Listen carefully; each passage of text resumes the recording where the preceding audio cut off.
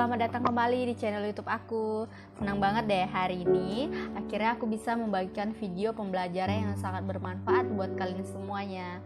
Nah, buat kalian yang suka belajar tentang akuntansi, tentang apapun itu juga, yuk gabung di channel YouTube aku ya. Jangan lupa untuk subscribe dan aktifin notifikasinya agar kalian tidak ketinggalan video-video yang sangat bermanfaat dari channel YouTube aku. Nah, sebelum kita lanjut ke pembelajaran kita hari ini, yuk segera ya di subscribe, like, komen, dan share kepada teman-teman kalian.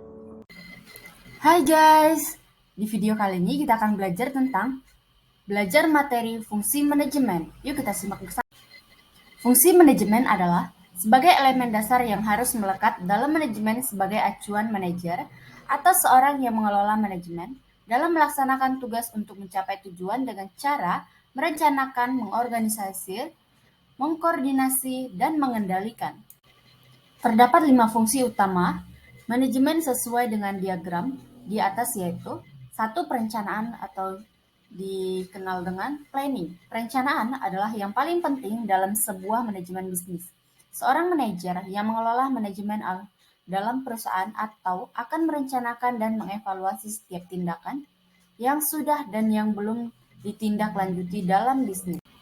Perencanaan penting untuk menentukan secara keseluruhan tujuan perusahaan dan upaya untuk memenuhi tujuan tersebut.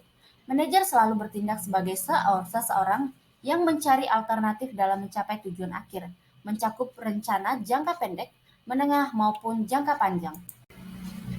Tanpa perencanaan yang tepat dalam bisnis atau usaha yang sedang berkembang bisa membuat bisnis atau usaha tidak berjalan sesuai dengan alurnya. Penyimpangan ini bisa berakibat pada ketidakteraturan hingga mengalami kebangkrutan. Pengorganisasian, organizing. Fungsi manajemen dalam bisnis yang kedua adalah sebagai pengorganisasian dengan membagi kegiatan besar menjadi beberapa kegiatan kecil atau serangkai kegiatan.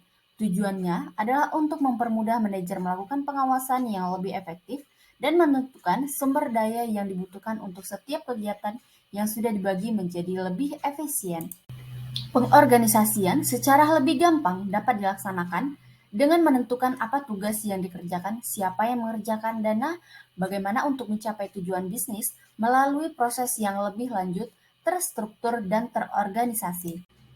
Yang ketiga, staffing atau penempatan. Tidak jauh berbeda dengan organizing, staffing ini lebih luas. Kalau organizing lebih ke manajemen sumber daya manusia, sedangkan staffing lebih ke sumber daya secara umum, misalkan peralatan dan inventaris yang dimiliki. Yang keempat, coordinating atau mengkoordinasi. Coordinating ialah fungsi yang bertujuan untuk meningkatkan efisiensi dan efektivitas kinerja, membuat suasana dalam lingkungan kerja menjadi dinamis, sehat, nyaman, dan lain-lain. Fungsi ini diemban di tangan manajer, jadi manajer memiliki fungsi utama untuk mengkoordinasi bawahannya supaya dapat meningkatkan performa kinerja masing-masing. Yang selanjutnya yaitu controlling atau mengontrol. Ini adalah fungsi terakhir manajemen. Setelah semuanya dilakukan, maka langkah terakhir adalah mengontrolnya. Dalam fungsi ini terdapat elemen-elemen penting, misalkan evaluasi dan pembuatan kebijakan baru.